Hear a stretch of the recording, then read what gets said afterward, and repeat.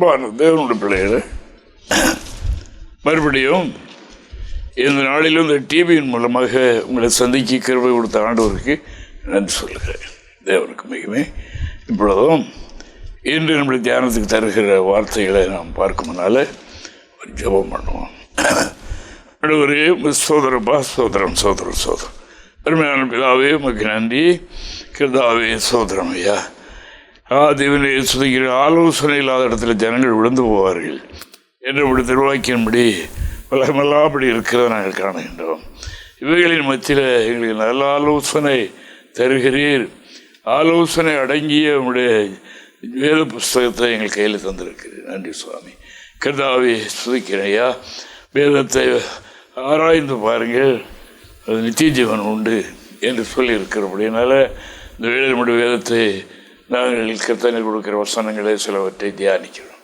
கர்த்தாவே நேரங்களோடு கூட இடைப்படும் பேசுவோம் ஆண்டவரே. ஆமென் ஹல்லேலூயா. கர்த்தாவே சுதிக்கிறோம். கிருபை கேட்கின்ற செவிகளில் மட்டுமல்ல உள்ளத்திலும் அவை துணிக்கட்டும் பதியட்டும்.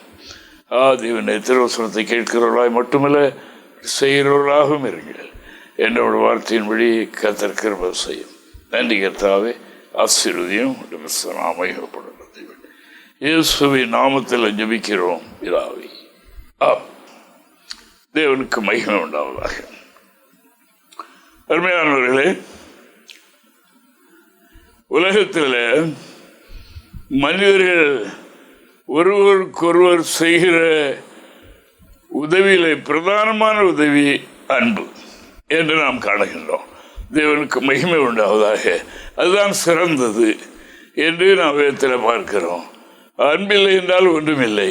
இன்று ஆண்டவர் தருகின்ற வார்த்தை என்ன என்றால், மனுமக்கள் எல்லாம் சாபத்துக்குள்ளாக அடைக்கப்பட்டிருந்த காலத்தில் ஆதி மனிதன் தேவனுடைய மகிமையை, தேவ ஆசீர்வாதத்தை, தேவ பிரசன்னத்தை உணர்ந்து தேவ கட்டளை மீறி விட்டபடியினால் அவன் சாபத்திற்குள் ஆனான். அது நிமித்தமாக தேசம் சாபத்திற்குள் ஆயிற்று.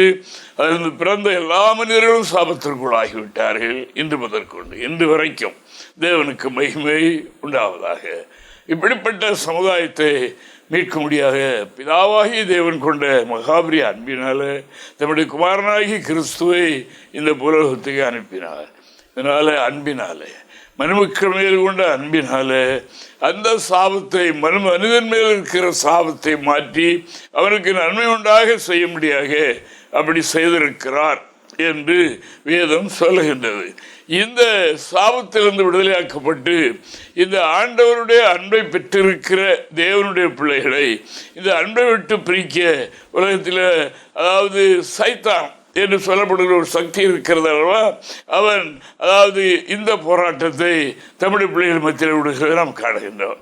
துன்பங்கள், துக்கங்கள், தொல்லைகள், வாழ்க்கையில் பல பிரச்சனைகளை கொடுத்து இயேசுவின் அன்பை விட்டு இயேசுவினுடைய அன்பை மறக்க செய்து அவளை தூரப்படுத்துகிறது இன்றும் நடந்து கொண்டிருக்கிற காரியம். ஆனப்படினால்தான் அப்போஸ்தலனாகிய பவுல் சொல்லுகின்றார், அவர் தன்னுடைய வாழ்க்கையில் இயேசுவின் அன்பை சரியாக உணர்ந்திருந்தார், சரியாக அறிந்திருந்தார், அவைகளை பெற்று அனுபவித்தார். அப்படினாலே அந்த அன்புக்கு ஈடானது ஒன்றும் உலகத்தில் இல்லை என்கிறதை அவர் கண்டார். பக்தன் சொன்னது போல கர்த்தர் நல்லவர் என்பதை ருசித்து பாருங்கள் என்று சொல்லியிருக்கிறது அல்லவா. அநேகர் ஆராய்ச்சி பண்ணி படித்து அறிய விரும்புகின்றார்கள். அதில் உண்மை வெளிப்படுகிறது இல்லை, படிக்கணும். ஆனாலும் அதில் ருசிக்கிற ஒரு அனுபவம் இருக்கிறது அல்லவா. அந்த அனுபவம் உடையவர்கள் தான் இப்படி சொல்லுவார்கள். வாசிப்போம் இப்பொழுது நான் வேத வாக்கியத்தை. அப்போஸ்தலனாகிய பவுல் சொல்லுகிறார் பாருங்க, உலகத்தில் கிறிஸ்துவின் அன்பை விட்டு பிரிக்கக்கூடிய எத்தனை உண்டோ அத்தனை அவர் சொல்லுகிறார்.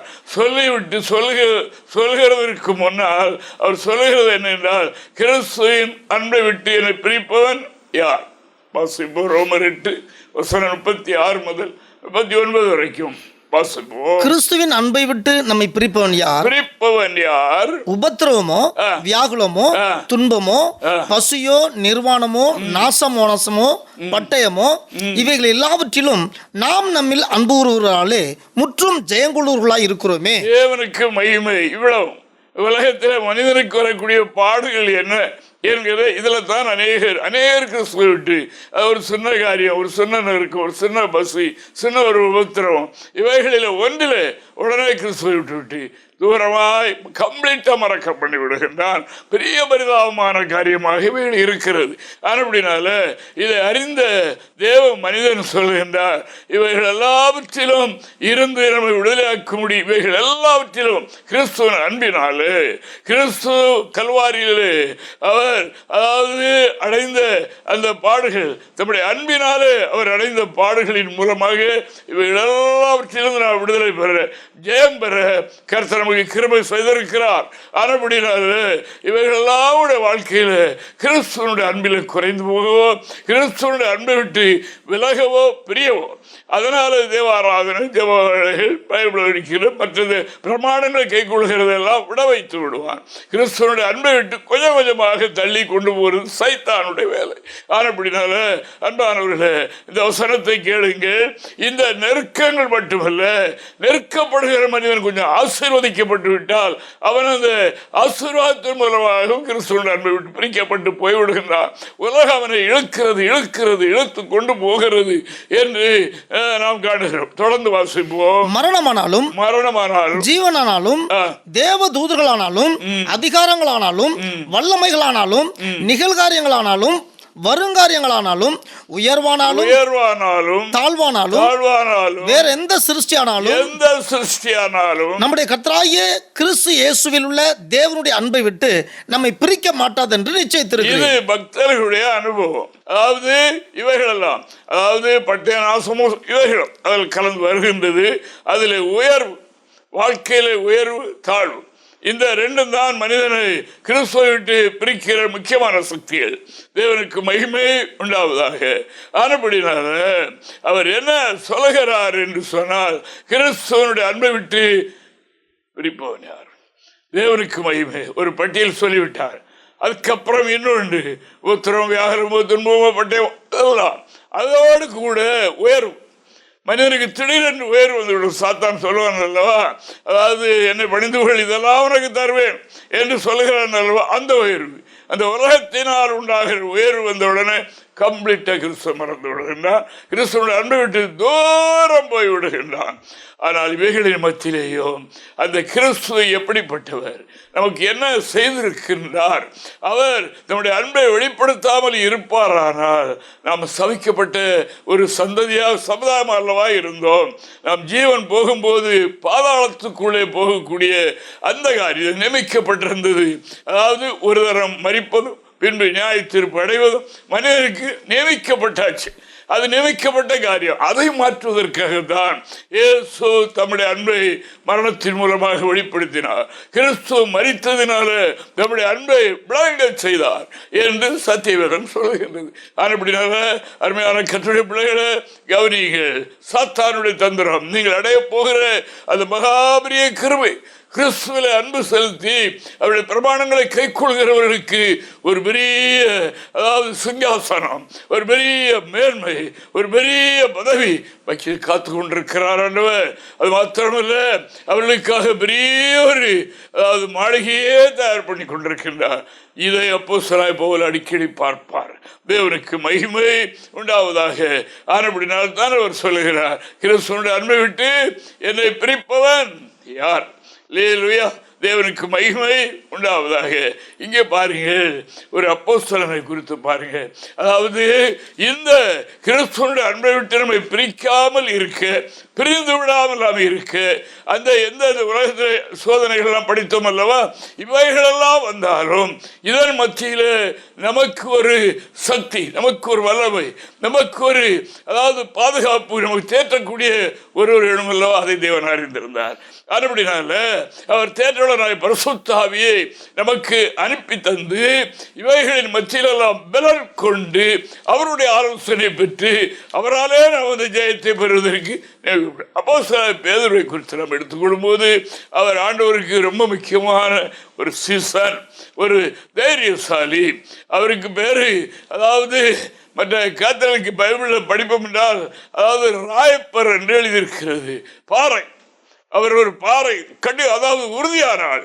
அப்படிப்பட்டவர் கூட அதாவது ஆண்டவருடைய அன்பை விட்டு பிரியக்கூடிய சந்தர்ப்பம் வந்தது என்று நாம் காணுகிறோம். அவ்வளவு பரிசுத்த ஆவி இல்லை.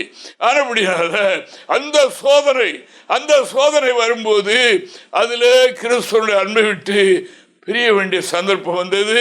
பின்னர் அவர் பரிசுத்த ஆவி பெற்றுக்கொண்ட பிறகு உறுதி உள்ளவராக மாறிவிட்டார், பாறையாக மாறிவிட்டார் என்று நாம் காணுகின்றோம்.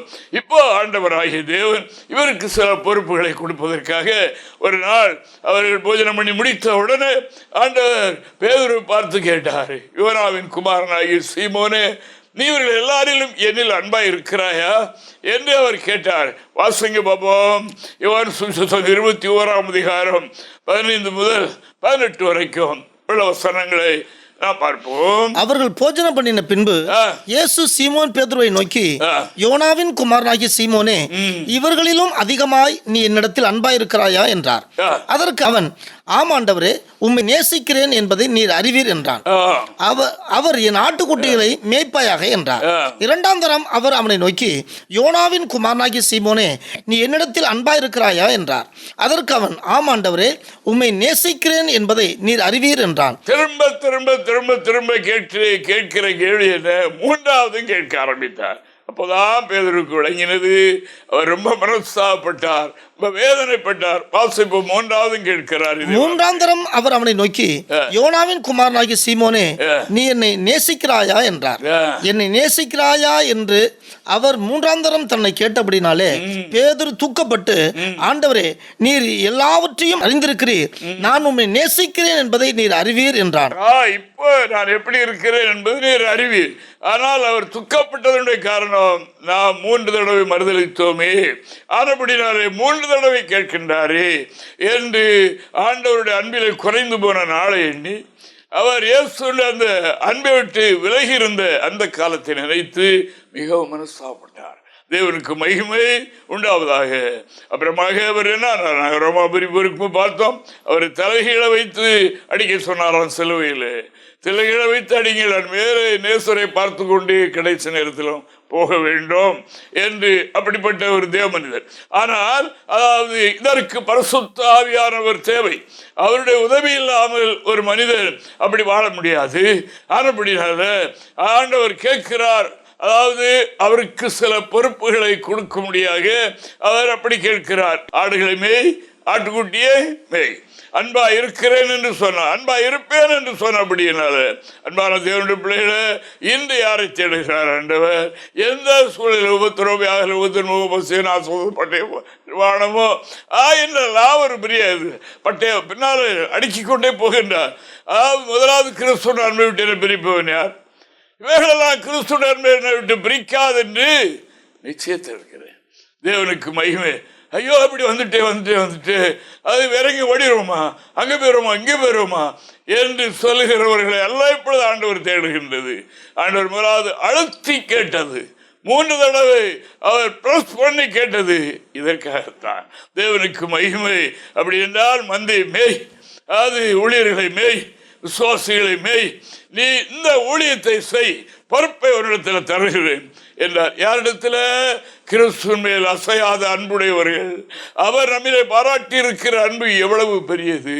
அன்பு வார்த்தையினால் அல்ல, அவர் சொல்லிவிட்டால், அவர் சொல்லினாலே இந்த உலகத்தில் இவ்வளவு பார்க்கிறத்தனையும் அவருடைய சொல்லி உருவானது. ஆனால் மருமக்களாகி நமது மேல் இருக்கிற சாபத்தை மாற்ற, அதாவது ஆண்டவர் அதாவது நமக்கு அந்த சாபத்திலிருந்து விடுதலை தந்து மகிமையின் ராட்சத்துக்கு நம்மை கொண்டு போவதற்காக அவர் எடுத்துக்கொண்ட பிரயாசம்.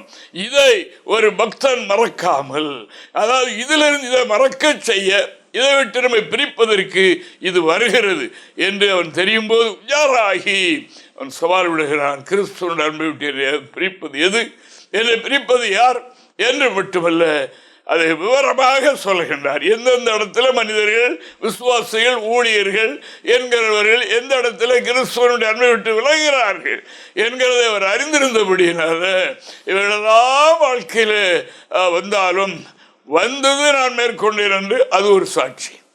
வந்தாலும் என்பதுதான் தீவிர சாட்சி. அதாவது வருமுன் அணை போடுகிறது. தேவனுக்கு மகிமை. வருமுன் அணை போடுகிறது, அணை உடைத்து திரும்ப அணை போடுகிறது அல்ல. அதாவது வருமுன் காப்போம். என்று சொல்லுகிறார்கள் அல்லவா, அந்த தேவனுக்கு மகிமை இவைகளெல்லாம் உண்டு. இந்த இந்த ஆவிக்குரிய பயணத்தில், இந்த ஊழிய பாதையில் இவைகளெல்லாம் உண்டு. அப்படினால் இவைகள் ஒன்றும் அன்பை, இயேசுவின் அன்பை விட்டு, அவருடைய ஐக்கியத்தை விட்டு என்னை பிரிக்காது. அல்லேலூயா என்று எனக்குள்ளே நிச்சயமான வார்த்தை போட்டு வைத்திருக்கிறேன் என்று அவர் சொல்லுகிறார். தேவனுக்கு மகிமை உண்டாவதாக. அன்பான தேவனுடைய பிள்ளைகளே, கிறிஸ்துவனுடைய அதாவது அன்பு எவ்வளவு பெரியது அனுபவிக்கிற பக்தர்களுக்கு தெரியும். முழுமையாக அல்ல, கொஞ்சம் கொஞ்சம் அதை அனுபவிக்கிறார்கள் அல்லவா. அதுதான் அதில் ஒருவர் தான் அப்போஸ்தலனாகிய பவுல். தேவனுக்கு மகிமை உண்டாவதாக.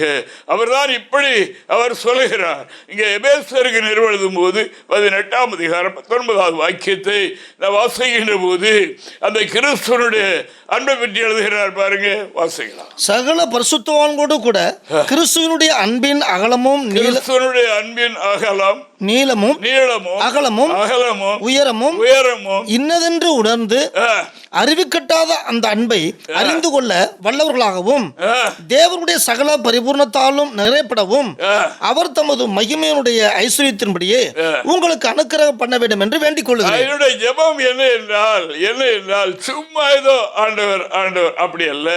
அதாவது அறிவிக்கட்டாத அந்த அன்பு, அல்லேலூயா, அதனுடைய உயரம், நீளம், அகலம் எல்லாவற்றையும் அறியக்கூடிய ஒரு அறிவு, ஆவிக்குரிய அறிவு அது இருக்கிறது. அது உங்களுக்கு வேணும். நீ அடிக்கடி தொய்ந்து போகிறீர்கள் அல்லவா. இதை கிறிஸ்துவனுடைய ஆழம் என்ன என்பதை நீங்கள் அறியணும். அந்த அறிவுக்கட்டாத அந்த அன்பை நீங்கள் அறிந்தால் அவரை விட்டுவிட முடியாது. பாருங்கள், எலுமிச்சம்பழமும் போய் சேர்த்து விரச வைத்து விட்டீர்கள் என்றால் 2-3 நாளில் அது ஊறுகாயிடும். அப்புறம் நீங்கள் அதை பிரிக்கவே முடியாது. அப்புறம் அது ஊறுகாய் தான் அதன் பெயர். ஆனபடினால அதே வண்ணமாய் கிறிஸ்துவோடு ஒன்றரை கலக்கிற இந்த அனுபவம் அவருடைய அன்பை பற்றி தெரிந்து கொள்ளும் போதுதான் உள்ளே போக போக போக போக அந்த அன்பினுடைய அதாவது கெப்பாசிட்டி, அதாவது அன்பினுடைய வெயிட், அது எவ்வளவு அதாவது அளவு கணக்காத ஒன்று என்று நீங்கள் அறிய வேணும், அறிந்து கொள்ள வேண்டும். சகல பரிசுத்தவான்களோடு கடந்து போன பரிசுத்தவான்கள் இந்த அனுபவத்தில் போயிருக்க நீங்கள் அவர்களோடு சேர்ந்து இந்த நிலை அடைய உங்களுக்காக நான் வேண்டிக் கொள்கின்றேன், உங்களுக்காக ஜெபம் பண்ணுகின்றேன் என்று அவர் சொல்லுகிறார். அப்படிப்பட்ட நிலையில் நீங்களும் இவைகள் வரும்போது கிறிஸ்துவனுடைய அன்பை விட்டு பிரிப்பவன் யார்? கிறிஸ்துவனுடைய அன்பை விட்டு என்னை பிரிக்காது என்று நான் எனக்குள்ளே நிச்சயித்திருக்கிறேன். வரும் இன்னும் வரவில்லை, வரக்கூடியவைகளை நான் எதிர்பார்க்கிறேன். கிறிஸ்துவனுடைய அன்பினை தாங்கும். அல்லேலூயா, தேவனுக்கு மகிமை உண்டாவதாக. அதுபடினால மனிதனை பிரிக்கிற ஒரே ஒரு இடம் உண்டு, அதில் தான் கவனமாக இருக்கணும், வேற ஒன்றும் பிரிக்காது. அதனால பக்தன் தீர்க்கன் ஏசாயா சொல்லும் போது அவர் இப்படி சொல்லுகின்றார். 59ஆம் அதிகாரம் 2வது வசனத்தில், அதாவது மனிதனை விட்டு தேவனை விட்டு பிரிக்கிற ஒன்று இதுதான் என்று நாம் காணுகிறோம். வாசிக்கலாம். உங்கள் அக்கிரமங்களே உங்களுக்கும் உங்கள் தேவனுக்கும் நடுவாக பிரிவினை உண்டாக்குகிறது, உங்கள் பாவங்களே அவர் உங்களுக்கு செவிகூடாதபடிக்கு அவருடைய முகத்தை அன்பை விட்டு பிரிப்பவன் யார்? தேவனுடைய அன்பை விட்டு பிரிப்பது மனிதனிலே உண்டாகிற அதாவது அக்கிரம கிரியைகள் மட்டுமல்ல, அக்கிரம சொந்தம் கூட. தேவனுக்கு மகிமை உண்டாவதாக. அவர்களுக்கும் தேவனுக்கும் பகையாகி விடுகிறது. அவள் கூப்பிட்டாலும் கர்த்தர் பதில் கொடுக்கிறது இல்லை என்று நாம் காணுகின்றோம். ஆனபடினால் அன்பான தேவனுடைய பிள்ளைகளை, இந்த நாளில் இயேசு வந்தது எதற்காக? நம்முடைய சாபத்தை எல்லாம் நீக்கி நம்ம மேல் சுமத்தப்பட்டிருந்த அந்த சாபத்திலிருந்து நம்மை விடுதலை ஆக்கி இந்த அக்கிரம கிரியைகள் தேவனை விட்டு நம்மை பிரித்து விடாத விடி இருக்க செய்வதற்காகத்தான் இயேசு இத்தனை பாடுகள், நம்முடைய ஜீவனே ஜீவனாகிய இரத்தத்தை சிந்தி நம்மை மீட்டிருக்கின்றார். தேவனுக்கு மகிமை. ஆனபடியாலே அந்த அன்பை நான் நினைக்கிறேன். என்னுடைய எனக்கு அதாவது ஒரு பாட்டில் ரத்தம் வேண்டும் என்று டாக்டர் சொல்லிவிட்டால், அப்பா அம்மா அண்ணன் தம்பி யாராவது ஒரு இடத்துல அந்த குரூப் இருக்கிறது என்று தெரிந்து நீங்கள் ரத்தம் கொடுத்தாலும் அவர் பிழைத்துக் கொள்வார் என்று, ஐயோ அது கொடுத்து நான் இளைஞவரை இழக்க முடியுமா என்று மனிதர்கள் ஒதுங்கி போகிற இந்த காலத்தில், அதாவது ஆண்டவருக்கு நான் ஒரு காரியமும் செய்யவில்லை, ஒரு நன்மையும் செய்யவில்லை. அப்படி இருந்து என் மேல் இவ்வளவு முழுமையான அன்பு செலுத்தினாரே. அல்லேலூயா. ஜீவனை கொடுக்கிற அன்பை பார்க்கிறோம் மேலான ஒரு அன்பு உண்டோ என்று எழுதியிருக்கிறது. அதல்லவா கடந்த அன்பு, அந்த அன்பு இயேசு. அதனுடைய நீளம், உயரம், அகலம், ஆழம் அது அறிவு கிட்டாது. அதை நீங்கள் அறியணும். அறிந்தால், அதாவது இந்த சிலரை இந்த காரியங்கள் ஒன்று கிறிஸ்துவோட அன்பில் குறைந்து போகக்கூடாது. நாளைக்கு முன்னாலே, ஒரு வாரத்துக்கு முன்னாலே போன சண்டே பார்த்து அந்த முகவளர்ச்சி இன்று இல்லையே, இன்னொரு மாதிரி முகத்திலே தெரிகின்றது, விலகி இருக்கிறது என்பதை இன்னும் நாம் அறிகின்றோம். தேவனுக்கு மகிமை இவைகள் பிரிக்கிறது. திறந்து எடுக்க மாட்டேன், கடவுளுடைய பிரமாணத்தை கைக்கொள்ள மாட்டேன், இப்படியே ஒதுங்கி எங்கே கொண்டு போய் அவன் இஷ்டத்துக்கு கையில் எடுத்துருவான். ஆனபடினால் அன்பானவர்களே, இன்று அப்போஸ்தலன் சொல்கிற இந்த வார்த்தை மனதில் இருக்கட்டும். கிறிஸ்துவோட அன்பை விட்டு என்னை பிரிப்பவன் யார்? என்னுடைய அக்கிரமம், தேவனுக்கு பிரியமில்லாத கிரியை, நினைவுகள் என்னில் உண்டான அது பிரித்துவிடும், வேறொன்றும் பிரிக்காது. ஆனபடினால இவைகளிலே நாம் கவனமாக இருக்க வேண்டும் என்று இறைவாக்கு சொல்லுகிறபடினால ஆண்டவரை நான் சோதரிக்கிறேன். தேவனுக்கு மகிமை உண்டாவதாக. ஆண்டவராகிய தேவன் அதாவது ஒரு நாள் பாடுபட்டு அதாவது சம்பாதித்து வைத்தது மாத்திரமல்ல, நிரந்தரமாக அவருடைய அன்பு நமக்குள்ள இருந்து பொங்கி வழியவும், நிரந்தரமாக அந்த அன்பு நம்மிலே இருந்து செயல்படவும் வேண்டும் என்பதற்காக பரிசுத்த ஆவியை நமக்குள்ளே தந்திருக்கிறார். பரிசுத்த ஆவியினால் தேவ அன்பு நம்முடைய இருதயத்தில் அது அன்பு ஊற்றப்பட்டிருக்கிறது. தேவனுக்கு மகிமை. அவசியப்படும் போது, நம்மில் ஒரு கவலை, ஒரு பாரம், ஒரு துக்கம் வரும்போது இந்த அன்பு நம்முடைய உள்ளத்தில் இருக்கிறபடினால் அது நம்மை தேற்றி நம்மில் இருக்கிற எல்லா விதமான பலகீனங்களையும் அந்த குறைவுகளையும் நீக்கி போடுகிறது. இது அந்த அன்பு, இயேசு அன்பு. மனிதர்கள் சொல்கிற எந்த ஆறுதலும் நமக்கு அது ஈடாகாது. அந்த அன்பெல்லாம் குறைந்த அன்பு, இயேசுவின் ஒரிஜினல் அன்பு. அவர் தம்முடைய பிள்ளைகள் மேல் இவ்வளோ அக்கறை உள்ளவராக இருக்கிறார். அப்படினால் இவைகளெல்லாம் உணர்ந்துதான் அவர் அப்படி சொன்னார் என்று நாம் காட்டுகிறோம். ரோமர் 5:5 கூட வாசிடுவோம். மேலும் நமக்கு அருளப்பட்ட பரிசுத்த ஆவியினாலே தேவ அன்பு நம்முடைய இருதயங்களில் ஊற்றப்பட்டிருக்கிறபடியால் அந்த நம்பிக்கை நம்மை வெட்கப்படுத்தாது. தேவனுக்கு மகிமை. தேவனுடைய அன்பாகிய பரிசுத்த ஆவி நமக்குள்ளே ஊற்றப்பட்டிருக்கிறபடினால், நமக்கு தரப்பட்டிருக்கிறபடினால், அந்த அன்பினாலே நாம் தேவனை விட்டு பிரியாது, தேவனோடு ஒன்றரை கலந்து வாழும் கிருபை நமக்கு உண்டு. அதை நம்மை வெட்கப்படுத்தாது. தேவனுக்கு மகிமை. நம்மை எப்பொழுது நிமிர்ந்து நிற்கத்தான் அது செய்யும். நமக்கு 1000 பிரச்சனைகள் இருந்தாலும் இருக்கத்தான் செய்யும். அதை இங்கே சொல்லிவிட்டார் என்பது, அது இத்தனை காரியங்கள் இருந்தாலும் வந்து அணுகினாலும் இயேசு நன்மை விட்டு பிரிக்காது என்று நான் நிச்சயித்திருக்கிறேன். தேவனுக்கு மகிமை என்று சொன்னார். அப்படியே ஓட்டத்தை முடித்தார். கடைசி நிமிஷம் வரைக்கும் அப்படித்தான் ஓடி முடித்தார் என்று வேதம் சொல்லுகின்றது. கேட்கின்ற அன்பானவர்களே, இயேசுவை அறிந்தவர்களே, உங்களுக்கு தான் இது சொல்லப்படுகின்றது. கிறிஸ்துவனுடைய அன்பை விட்டு ஐயோ போயிடுவோம் அல்ல, இந்த காரியம் நம்மளால் முடியாது, இதை விட்டு வேற எங்கேயா போயிடுவோமா, வேற எங்கேயா சேர்ந்துக்கிடுவோமா என்று எண்ணுகிற பக்தர்களைப் போல, பெரியவர்களைப் போல இருக்கிற உங்களுக்கு தான் இந்த வார்த்தையை நான் சொல்லுகின்றேன். அப்படினால் இவர்களை கர்த்தர் நம்புவதில்லை. தேவனுக்கு மகிமை. இவர்களை நம்பி ஒரு பொறுப்பையும் அவர்கள் கொடுக்கிறது இல்லை. 3 தடவை கேட்டுவிட்டு தான் சொல்லுகிறார், ஆடுகளையும் ஆட்டுக்குட்டிகளையும் மேய். நம்புகிறேன்.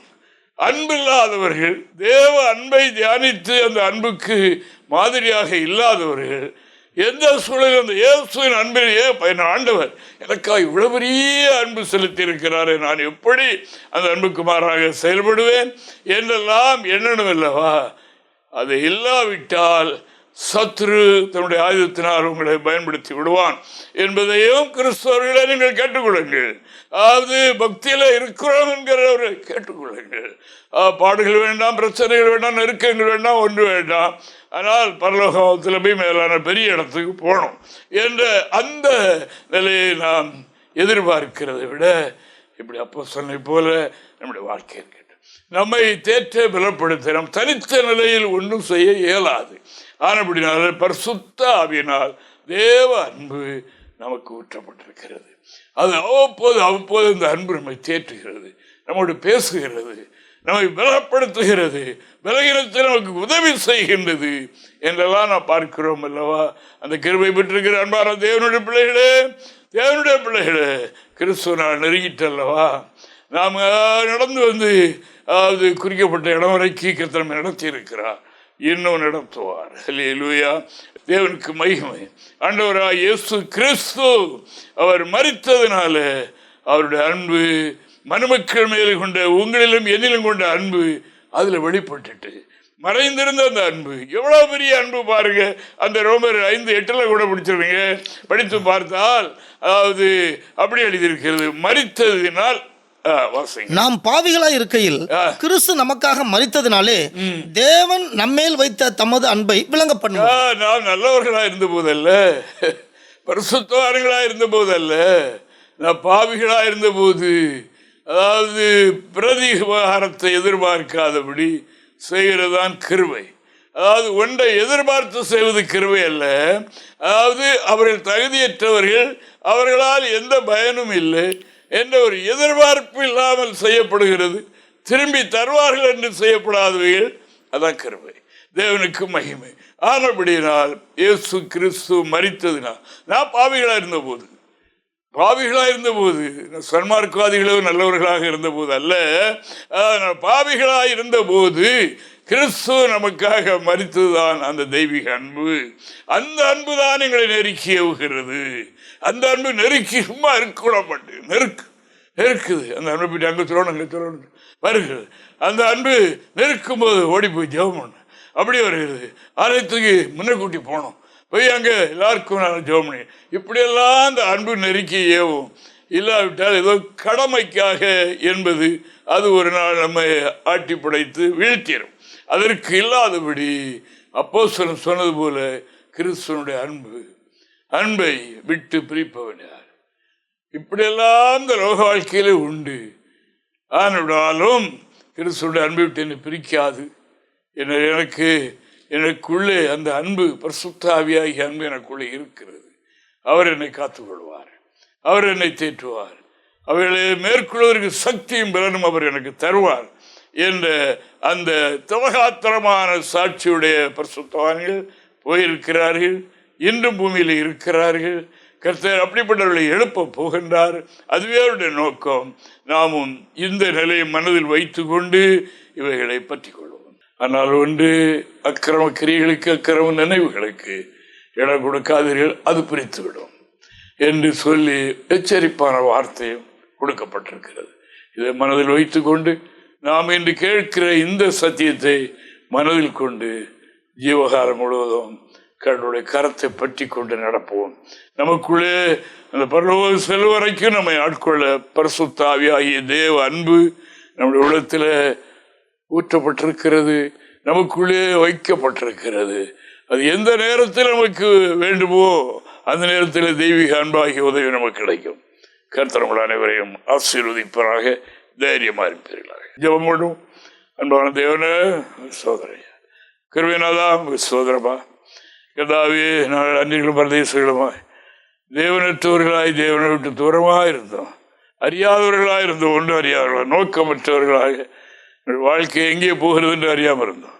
கர்த்தர் தயவுக்காக சோதரம். அப்போ சில சொல்கிற வார்த்தை எங்களுக்கு பெரிய உணர்வுகளாக இருக்கிறதற்காக நன்றி. கர்த்தாவே சுதிக்கிறோம். அக்கிரமக்காரர்களாக இருந்தோம், தேவன் எங்களுக்காக பாடுபட்டு விடுதலாக்கி இருக்கிறீர்.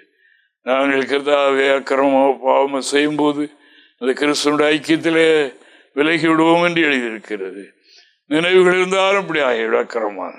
அப்படினால் கிறிஸ்துவனுடைய அன்பை விட்டு பிரிப்பவன் யார் என்ற பிரகாரம் இவருடைய சூழ்நிலைகள் வரும்போது இந்த பரிசுத்த ஆவியாருடைய உதவியை நாங்கள் பெற்றுக்கொண்டு இந்த லோகத்தில் கிறிஸ்துவனுடைய அன்பிலே மேல் பெருகி பெருகி கிடைக்கூற கிருபை சார்பே கர்த்தாவே ஸ்தோத்திரம். நன்றி கர்த்தாவே. வசனத்தை கேட்டபடி உள்ளங்களில் அது பதியட்டும், ஆழமாய் பதியட்டும்.